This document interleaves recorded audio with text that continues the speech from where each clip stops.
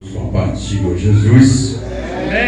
Sinto-me feliz por estar de volta mais uma vez neste santuário e rever os meus amigos, colegas, pastores, pastor Naldo, pastor da Assembleia de Deus da Madeira, junto com a sua congregação, esse servidor de oração tão abençoado que cantou aí fervorosamente, pastor Celso, nós conhecemos desde as nossas tenra idade, né? Foi um menino que muito caprichoso e hoje está aí o resultado, é um obreiro, um pastor na casa de Deus. Meu amigo, companheiro, pastor Benjamin, tenho um grande respeito pelo seu ministério, pela sua pessoa, pela sua família, a amizade que temos de longas datas. Sempre conheci o pastor Benjamin como um profeta de Deus. Aleluia. E nós devemos prezar essas qualidades do caráter em que o Espírito Santo transmite para as nossas vidas. Aleluia. Os demais irmãos, crentes em Jesus, minha esposa, que se faz acompanhar de mim, ela não gosta de ser chamada de pastora, mas ela fazer o quê? O ofício não retrocede. Sempre é pastora. A mulher de pastor é pastora e vai ser pastor enquanto eu estiver vivo, vai ser pastora. Glória a Deus. Sem mais nenhuma delonga, eu quero convidar-lhes a lermos uma parte bíblica, um versículo da palavra de Deus. Não é no Apocalipse, é no segundo livro de Samuel, capítulo 9, versículo 7, que diz assim: Então Davi disse: Não tenhas medo, porque serei bondoso com você por causa de Jonatas, seu pai. Vou restituir a você todas as terras de Saul, seu pai, e você sentará sempre à minha mesa para comer comigo. Podem se sentar, por gentileza. É claro que eu li este versículo, mas vou estar ligando a campanha que nós estamos realizando essa noite. O pastor Benjamin confiou seu púlpito para nós estarmos ministrando, e aqui nesta igreja grandes homens de Deus já têm ministrado a palavra de Deus. Um dos maiores professores meu foi o pastor Napoleão Falcão, já esteve aqui também, né? Ministrando, né? Então temos que ter respeito pelo altar de Deus, pelo público que ouve a palavra do Senhor. Queridos, nós estamos diante de um tema em que a igreja escolhe, escatológico, do tempo do fim. Bem verdade que quando João teve estas revelações de Deus, no capítulo 4, enquanto o Espírito Santo arrebata ele espírito e leva até os céus, as mansões celestiais, eu sempre questiono que nenhum homem desses que foram arrebatados, nem Paulo, nem Jesus, nem João, nem Daniel e nem outro qualquer que tiver essa experiência após morte, ressuscitaram diante dos mortos novamente, foram lá e voltaram, contaram as experiências pós-morte. Nenhum deles escreveram uma experiência pós-morte. Nós ficamos analisando assim, por que não? Porque isto é uma surpresa que Deus reservou para cada um de nós. Precisamos então viver aqui na terra. Estamos numa caminhada desértica, que é a faculdade de Deus para nós nos integrarmos. No deserto, Deus nos prova. No deserto, Deus nos faz caminhar para passar fome, andar descalço, os pés não ferirem. No deserto, Ele prova a nossa fé e diz assim: sabe por que eu estou provando a fé de vocês? Porque nem só de pão vive o homem, mas de toda a palavra que sai da boca de Deus. Eu sou um Deus que tenho prometido a terra da promessa para vocês, uma terra que manda leite e mel, onde seus pés nunca furaram seus sapatos, suas roupas não rasgaram, nunca faltou água para vocês beberem em pleno deserto. Meus príncipes cavaram no deserto, cantando uma música dizendo: sobe poço, e as águas jorraram sobre o deserto, e vocês tiveram água abundante para saciar a vossa sede. Que pode ser glória para Jesus nesta noite. Aleluia. Estou pregando aqui devagar porque está muito gostoso a unção do Espírito Santo. Nós estamos falando aqui de uma cidade, de uma igreja que estava localizada, que estava locada na cidade de Laodiceia. Laodiceia, a igreja morna. Laodiceia, uma cidade bem edificada sobre as rochas. Alguns arqueólogos dizem que Laodiceia foi edificada em cima desta rocha, e o modelo dessa cidade era quadrada, e ela ficava 100 metros acima do nível da água. Essa cidade, ela foi o império da província de Roma. Ela foi a capital na época do império da província de Roma. Era uma cidade que tinha bancos e muitos dinheiros, muitas pessoas milionárias, tinha fábricas, tinha médicos, muitos especialistas que formaram uma certa pomada com pó de madeira e óleo para curar a surdez, e também criaram colírio para que as pessoas pudessem curar suas visões. Era uma cidade que corria muito dinheiro, ouro, prata, dinheiro, posições elevadas, milionários tinham, e a igreja estava no meio dessa cidade. Então essa cidade influenciou a igreja a viver uma vida cheia de pompa, cheia de riqueza, cheia de dinheiro, cheia de ambição, e esqueceram a vida espiritual. Como ela se empregou e se envolveu as riquezas e as pompas da cidade e a elite daquela cidade, ela esqueceu da vida espiritual. A influência do pecado trouxe e entrou naquela igreja e fez com que ela ficasse morna. Ela era localizada, a cidade de Laodiceia era localizada entre Hierápolis e Colosso. De Colosso saía água fria, de Hierápolis saía águas mornas, eram as águas termais. A água fria servia para a terapia, as águas quentes serviam para curar, mas entre 10 quilômetros de distância a chegar a Colosso, as águas ficavam mornas, e quem bebia as águas tinham náuseas, queriam vomitar, porque as águas não tinham mais utilidade, chegava completamente sem utilidade de suas fontes termais. Aí entendemos assim, quando Deus olha para a igreja que está na cidade de Colosso, dentro do aspecto vivendo uma vida influenciada pelo pecado, influenciada pelo dinheiro, influenciada pela pompa, influenciada pela ambição, a igreja perdeu a visão do reino, a igreja perdeu a graça, a igreja perdeu a unção, a igreja perdeu o prazer de evangelizar, de ganhar as almas para Jesus. Em vez de ganhar as almas, ela foi persuadida para o mundo, ela morreu espiritualmente, e foi preciso Deus então mandar o recado. Ele não mandou recado, ele veio pessoalmente à igreja, ele desce e começa a dizer: eu conheço as tuas obras, sei como tu faz, do jeito que tu trabalha, do jeito que tu és, do jeito que levantas e anda, como se deita, como faz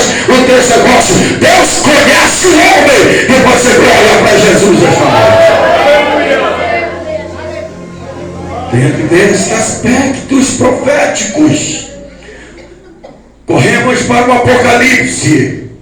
Deus então começa a fazer reclamações e começa a corrigir essa igreja e fala para ela: você não tem sido uma igreja espiritual, você não tem sido uma igreja zelosa, você não tem sido uma igreja que cuida do reino, você foi influenciada pelo pecado. Agora, você só tem olhos para a riqueza, vender e comprar, fazer negócios, negociar. Eu aconselho agora a você. Ele fala: te dou um conselho. Você tem que mudar para poder entrar comigo na sua casa, assentar-se na sua mesa, me receber, me recepcionar. Precisa haver mudança. Precisa largar esta vida de morte letárgica espiritual. Nenhum morto pode adorar a Deus. Quem está morto morreram os sonhos, morreram os projetos. Israel estava em uma situação terrível, mortos, quando Deus traz Ezequiel do exílio da Babilônia e arrebata e leva até o cemitério de ossos secos. Ele pergunta: meu filho, é possível que esses ossos vivam? Ele disse: tu sabes, Senhor. Então ele disse: profetiza esses ossos para que eles vivam. Ezequiel começou a profetizar no meio daquele vale de ossos secos. E quando Ezequiel profetiza, cada ossos, houve um terremoto naquele cemitério. Os ossos começaram a sair de dentro da terra e se cotovelar e se ajuntar, e formou um grande exército de esqueletos, e começou a entrar carne sobre os ossos, e um grande exército estava de pé, de carne, mas não tinha espírito, não tinha vida. E ele disse: então, filho do homem, profetiza ao espírito que venha dos quatro cantos e sopre sobre eles para que vivam. E o profeta profetiza e começa a profetizar. Outro reboliço acontece, só que esse reboliço não era mais da terra, era o reboliço do Espírito do Senhor, e começou a soprar, e um grande exército começou a marchar, cheio da graça, cheio do Espírito, cheio de vida. Levante a mão da glória para Jesus essa noite. E disse: esse povo que estava morto é a minha nação, é toda a nação de Israel. Está indiferente a minha vida espiritual. Assim estava a igreja de Laodiceia, morta, indiferente à realidade do cristianismo.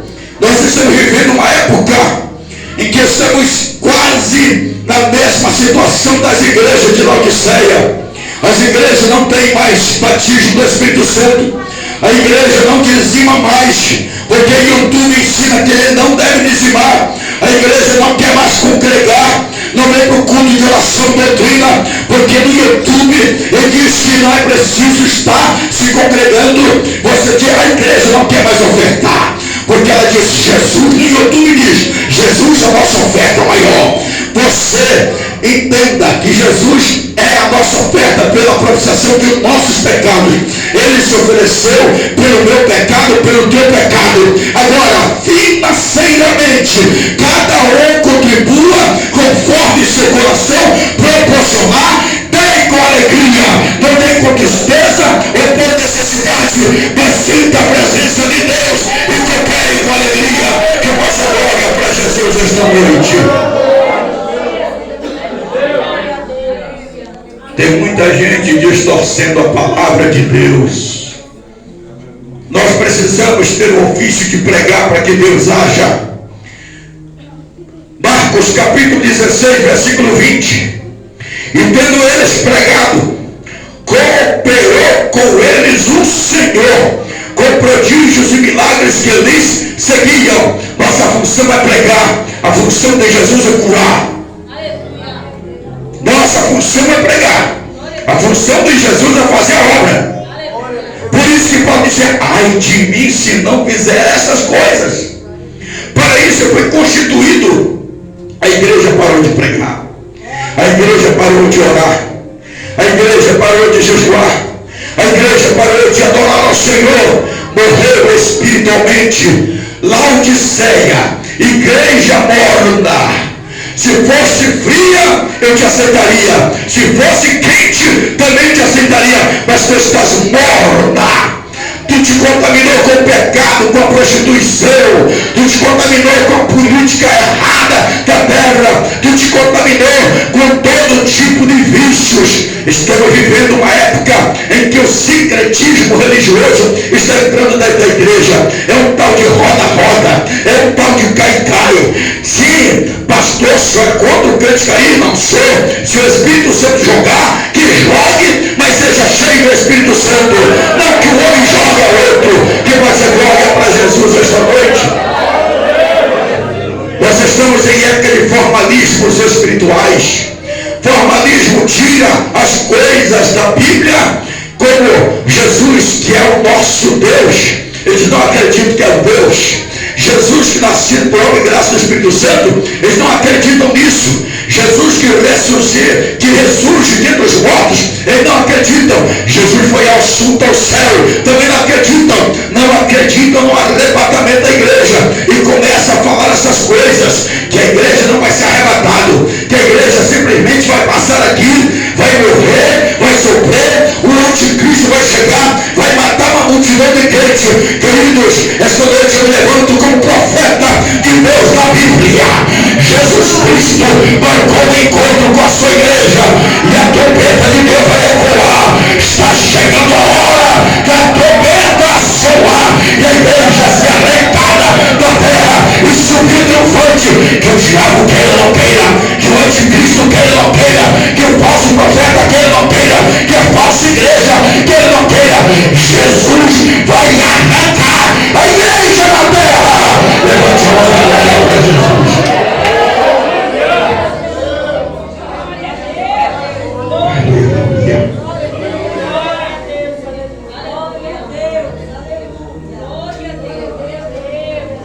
Jesus olha para a sua igreja. Diga: a igreja, mesmo morta, mas era a noiva do Cordeiro. Ele não pode abandonar os seus, meu pastor Benjamin. Só teve um que abandonou Jesus, não foi ele, Jesus, que abandonou ele. E depois aparece lá em João capítulo 6, versículo 66. Eu costumo dizer João 666. João 6,66. Quando Jesus deu um discurso, muitos dos apóstolos deixaram ele. E ele olha para os 12 e disse: vós não quereis ir também com ele? Ele disse: para onde iremos nós se tu tens a palavra da vida eterna? Nós não podemos sair de perto de Jesus, porque ele é o pão, ele é a vida, ele é a ressurreição, ele é o Deus da nossa salvação, perdoou nossos pecados, escreveu nosso nome no livro da vida e nos defende de Satanás e da morte. Ele defendeu esta igreja e disse que as portas do inferno não prevalecerão contra ela. Ele disse: eu sou Jesus, estive morto, mas eis que estou vivo e tenho nas minhas mãos a chave da morte e a chave do inferno. Escuta aí, Satanás não tem poder de mandar ninguém lá para o inferno, porque quem tem a chave do inferno é Jesus de Nazaré. Que vai ser glória para Jesus. O próprio Jesus disse assim: não temeis o homem, não temeis quem mata o corpo, temeis ante aquele que mata o corpo e tem poder de mandar para o céu ou para o inferno. Quem tem esse poder é Jesus. E a Bíblia mesmo diz que ele proferiu: todo o poder me foi dado nos céus e na terra. Ele deu poder nas mãos, ele subjugou toda a potestade, principados, dominadores, tronos, pisou na cabeça de Satanás, amarrou os demônios, olhou para a igreja e disse: eu vos dou poder para pisar nos escorpiões e serpentes. Que vai ter glória para Jesus. Bata no peito e diga: eu sou privilegiado, porque Jesus me encheu de autoridade para pisar no capeta. Olha aqui para mim que você está falando. Quando aparecer um demoninhado na tua casa, lá perto da tua casa, não vem correndo chamar o pastor, porque você tem autoridade, viu? Você tem autoridade. Conselho, tem jeito para uma igreja morta? Pergunte: tem jeito, pastor? Tem. Claro que tem jeito. Agora eu quero aquela águazinha. Claro que tem jeito. Jesus olhou para aquela mulher que foi pego em ato flagrante de adultério, e o povo chamou Jesus para testar a misericórdia e o amor e a fidelidade de Jesus a Deus e à humanidade. Eles eram religiosos, eles eram errados, eles eram pecadores, estavam cheios de culpas, mas Jesus era inocente, Jesus estava limpo, ele era e é e sempre será Deus. Ele chegou perto da mulher, ajoelhou-se. Aquela mulher envergonhada não ousou de levantar o rosto e olhar para o seu rosto, mas ele pegou e disse: mulher, cadê os teus acusadores? Ninguém te acusou. Antes ele escreve na terra: olha para os homens hipócritas e religiosos, diz: qualquer um de vocês que estiver sem pecado, atire a primeira pedra. Nenhum daqueles teve coragem de pegar uma pedra e apedrejar aquela mulher, porque todos estavam em pecado, mas não tiveram coragem de enfrentar a sua fraqueza e pedir perdão para Jesus e tomar a restauração. Eles fugiram.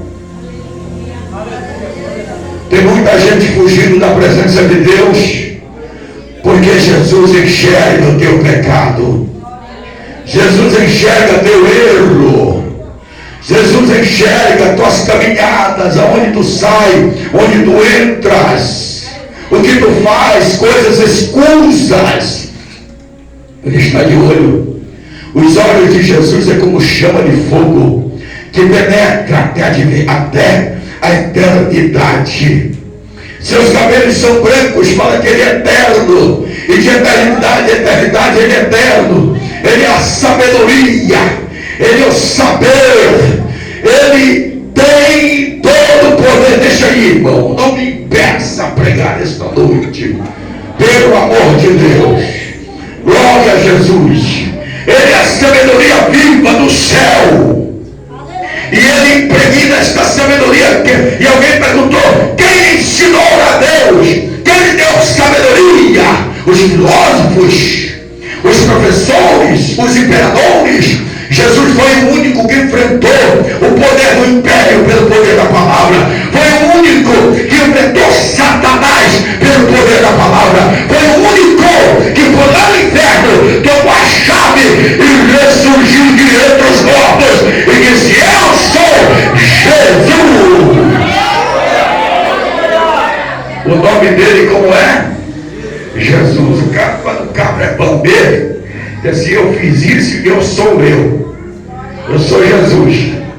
Quando Deus quis tirar Israel do Egito, ele mandou Moisés e disse: vai lá para aquele infeliz daquele faraó, cheio de deuses da mitologia egípcia, fala para ele que eu sou, vou tirar o meu povo. Ele queira ou não queira, é o eu sou que está falando, que vai ser glória para Jesus esta noite. O eu sou está aqui esta noite. O eu sou conhece a nossa vida. Ele diz: arrepende-te, versículo 19 do Apocalipse 3. Primeiro lugar, precisamos nos arrepender. Segundo lugar, abre a porta do teu coração. Arrepender é uma coisa, ter atitude é outra. Arrependa-se, mas tenha atitude de receber Jesus. Aqueles religiosos não tiveram arrependimento e nem atitude, deixaram a mulher sozinha lá. É verdade ou não é? Fugiram. Jesus então libertou quem estava presente, libertou quem estava ao seu lado, libertou quem enfrentou o pecado de frente. Não tem vergonha do pecado, eu vou deixar agora, Jesus vai me perdoar, vou me levantar e me tornar uma porta-voz do profeta Jesus. Quem pode dizer glória para ele?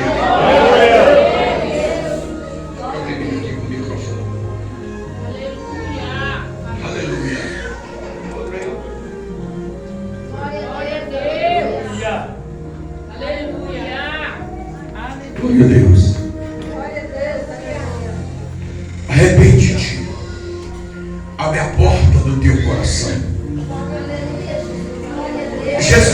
ignorante. Dizem que o homem tem livre-arbítrio. Os filósofos são cheios de anedotas. O homem tem livre-arbítrio. Por exemplo, como é seu nome, moça? Ismael. O Ismael sobe numa escada e diz assim: eu vou me matar. Eu digo assim: não se mate não. Diz: não, eu quero me matar. Se o Ismael se matar, para onde ele vai? Para onde ele vai? Isso é livre-arbítrio? É uma vontade condicionada. O que é uma vontade condicionada? Eu obedeço para ir para o céu, desobedeço para ir para o inferno. Só tem dois caminhos. Uai. Não tem como eu ter livre-arbítrio. Eu tenho livre-arbítrio, eu vou ficar no meio do mundo, não vou nem para o céu para o inferno. Vai para onde? Quem é o juiz? Quem manda? Quem comanda? Quem tem poder? Não é Jesus? Ele tem poder de mandar para o céu, para o inferno, conforme nossas obras. Se a nossa obra é justa, vai para o céu. Se for injusta, inferno. Os filósofos querem atrapalhar a vida, a mente dos crentes, dos cristãos. Arrepender. Abre a porta do teu coração. Coração, Deus conhece. E o homem sente. Ninguém vai abrir teu coração, vai dizer: esse aqui eu quero que seja teu amigo, Benjamin. Esse camarada, eu digo: mas não vou com a cara dele. Ele tem a cara feia, eu não vou com ele e tal. Mas eu quero que eu seja amigo dele. Não, mas eu não quero ser amigo dele, porque o coração dele, quem manda lá é ele. É ele que decide aceitar ou não aceitar. Jesus é a mesma coisa. Está dizendo: meu filho, eu não estou forçando, eu estou batendo. Se você abrir, eu entro. Se você continuar fechado, eu vou embora. A oportunidade para ti vai passar. Eu estou dando essa oportunidade para a igreja de Laodiceia.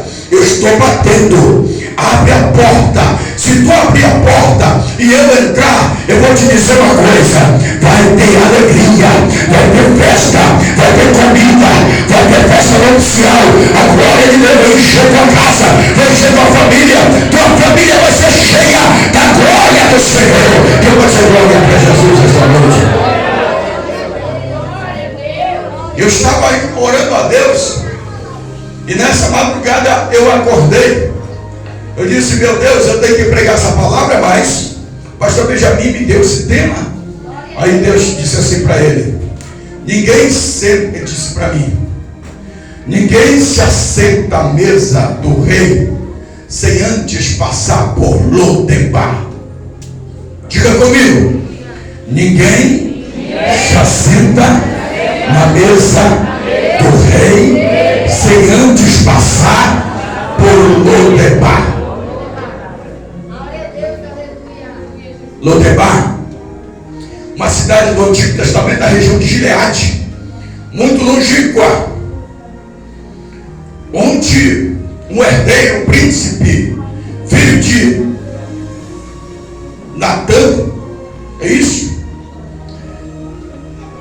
Jonathan, filho de Jonathan, amigo de Davi, muito amigo. Não tinha amigo mais achegado de Jonathan como Davi. E não tinha mais amigo achegado de Davi do que Jonathan. Nem Jessé, nem os irmãos de Davi tinham essa familiaridade, intimidade com ele. Existem pessoas que a gente tem tanta intimidade e essa pessoa chama Jesus. E tem outro mais achegado que diz assim: eu vou para o Pai, mas o Pai vai mandar um amigo para vocês. Ele vai estar com vocês, ele vai estar dentro de vocês. Ele vos vai lembrar tudo quanto vos tenho falado. Glória a Jesus. E o nome dele é Consolador, é o Espírito Santo, Espírito da graça, Espírito de Deus, Espírito do arrebatamento, Espírito de Cristo. Ele está aqui esta noite. Que bênção ser glória para Jesus esta noite.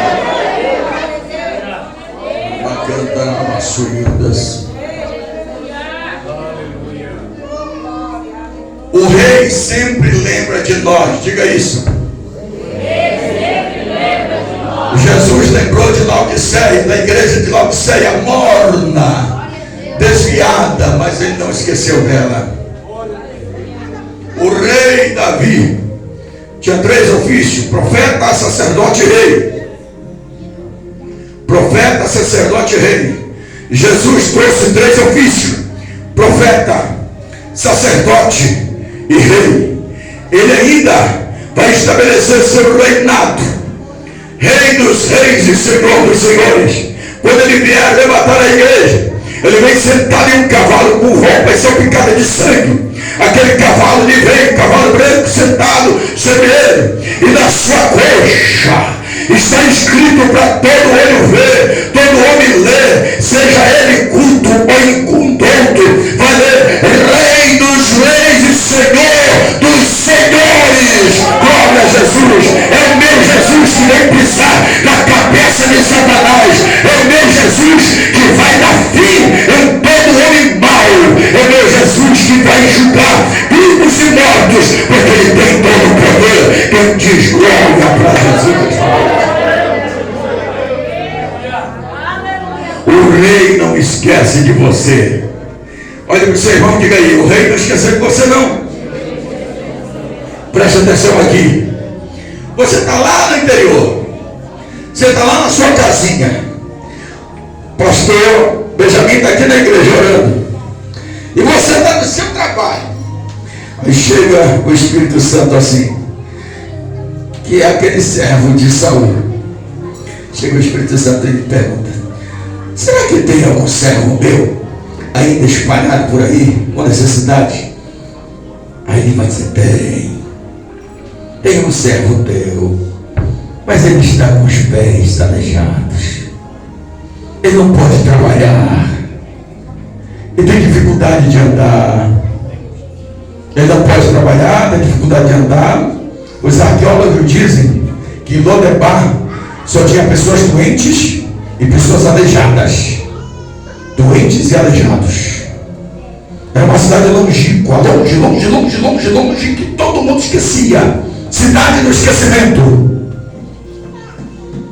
Lá ninguém pensava que um rei poderia chegar com a sua cavalaria e dizer: eu vim atrás de um príncipe aqui. Lá também não estava escrito na testa do príncipe: eu sou príncipe. Ele era doente, estava aleijado, estava pobre, numa casa de um servo, mas o Espírito Santo sabia que ele estava lá. E Deus então toca no coração de Davi e pergunta: alguém da descendência de Saul ou filho de Jonatas que eu possa fazer o bem? Aleluia. O servo de Saul diz: eu conheço, eu sei quem é, ele está longe daqui, é aleijado, seus pés quebraram ainda nessa eternidade devido à guerra, quando se fez seu avô e seu pai e seus tios morreram. A empregada foi livrar ele em corrida, ela caiu, quebrou seus pés e levaram ele para a terra longínqua chamada Lodebar. E você então foi o seguinte: prepara a carruagem, prepara a corte, porque nós vamos buscar o príncipe aonde ele estiver na terra longínqua, na pobreza, na doença, vai acabar a miséria. Que você glória para Jesus esta noite. A tua bênção pode não ter chegado até ontem, mas o rei dos reis chegou com a carruagem essa noite aqui. Você pode ter chorado até ontem. As pessoas podem ter olhado para você e disse: isso aí é príncipe, parece um príncipe. A roupa dele não parece de príncipe, o falar dele não parece de príncipe, a comida dele muito menos é igual a minha. Mas tem a hora que o rei chega e diz: acabou a pobreza, acabou a pobreza, vou te tirar debaixo da ponte e te levar para o palácio, vou te tirar da chubana e te colocar numa casa de alvenaria, vou tirar a bicicleta de você e te dar um carro, vou tirar a pobreza de você, é solidão, vou te dar uma esposa. O preso tem que casar e ter uma esposa e andar com ela.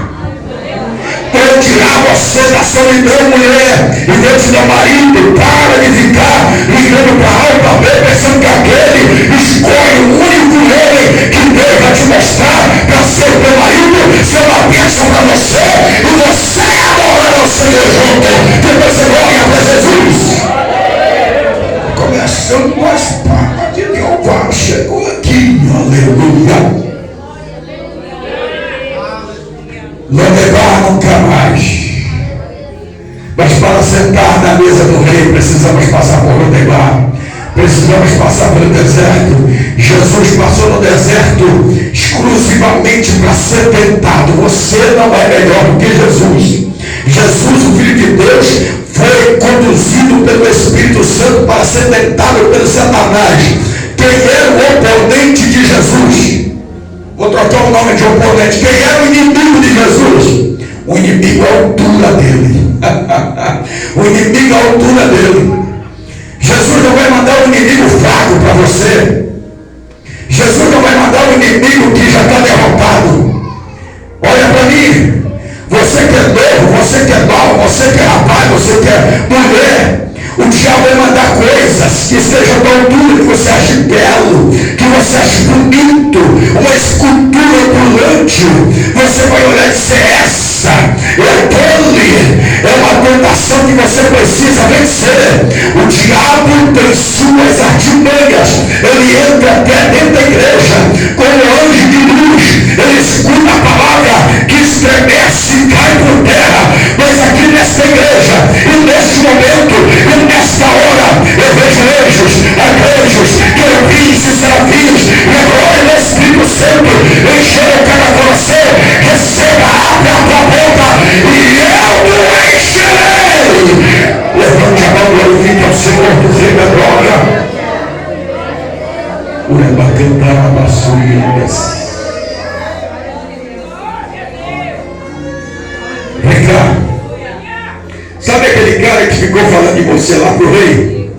Eu conheço um, sim, conheço a irmã Maria, conheço a irmã Antônia, conheço o irmão José. Pois é, então você vai fazer o seguinte: a partir de hoje eu vou te colocar como servo para cuidar das coisas dele. Vai cuidar das coisas dele. Agora eu dou tudo. Vou restituir tudo o que ele perdeu. Entrou lá e disse: meu filho, você perdeu tudo, não tenhas medo, eu sou Davi o rei, eu venho em paz, em missão de paz. Eu não vim para matá-lo, eu não vim